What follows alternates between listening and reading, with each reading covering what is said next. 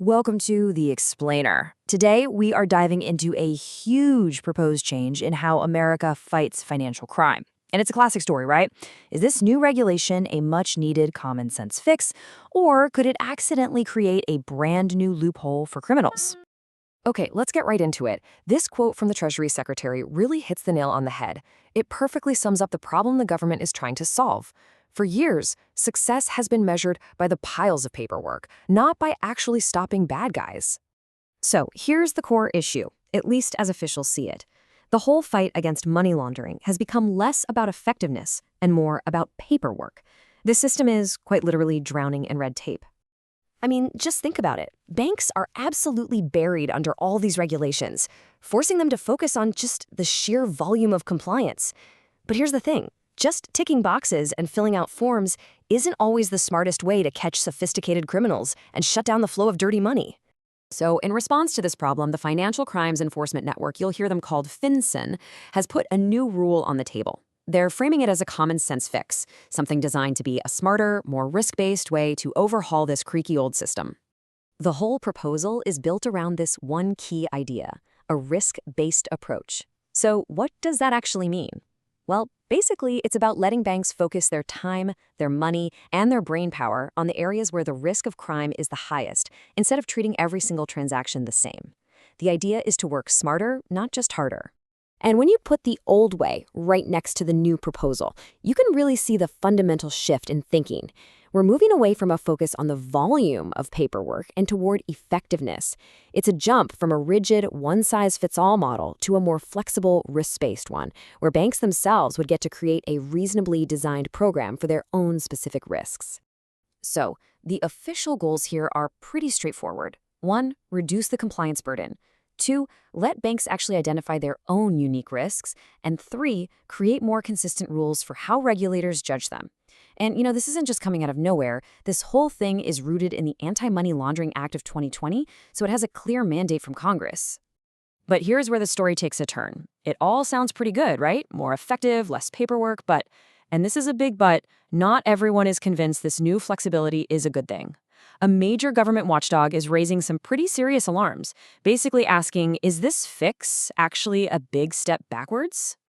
That watchdog group is Transparency International US, and they're warning that while the idea is good, the new rule as it's written has some major shortcomings. They think it could actually make the whole system weaker. And their critique is sharp. They're worried that all this new flexibility will make it way harder for regulators to step in early when a bank's security is weak. That could mean we'd have to wait for a massive catastrophic failure before anyone can actually do something. They also say the rule misses a huge chance to focus on corruption, and this part is critical. It seems to back away from targeting the professional enablers. We're talking about the slick lawyers, accountants, and consultants who are the real architects behind the complex shell companies that make massive money laundering possible. And just when you thought it couldn't get more complicated, a completely separate, very recent court decision throws a giant wrench in the works. This ruling challenges whether FinCEN even has the power to make these kinds of rules in the first place. It's a huge legal setback for the agency. This case was about a different FinCEN rule, one that targeted title insurance companies. It was designed to bring transparency to all cash home sales, which, as you might know, are a classic way to launder dirty money through real estate. And the scale of this rule that got thrown out, it was massive. FinCEN itself estimated it would have covered up to 850,000 property deals every single year. That was a huge net designed to get a look inside a very shadowy part of the market. And the price tag for that rule? Whew, the estimated annual cost to the industry was up to $690 million. With numbers that high, you can see why there would be a major pushback.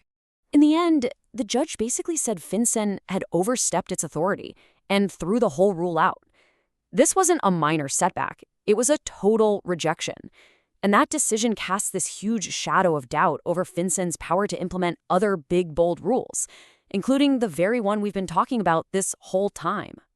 So all of this brings us right back to the central problem, this incredibly tricky balancing act.